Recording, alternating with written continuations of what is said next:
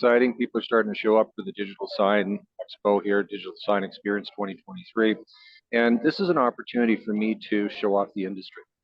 That you're going to meet everything from some of the software companies through to some of the hardware companies, through to some of the integrators, through to some of the wow things. So you can see this is Videri. This is a brand I'd like to meet up with. It says, 4 new spaces and unusual places, digital signage where you never thought possible. So when I get some time later, when it's not so busy for them, we'll take a look at the dairy booth. Here's some ideas for you. Isn't that kind of cool? So there's a cute little digital sign in a box. See that one? So how easy would this be for us to run? Isn't that kind of neat?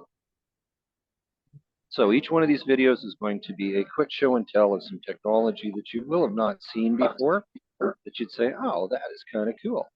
Digital signage in a box.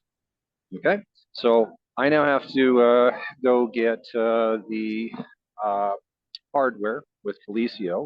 So if you can stop this recording, and I'll be back in the booth in about, I'd say probably about 20 minutes, okay? Thanks, everybody. Hope you thought that was kind of cool. Digital signage in a box.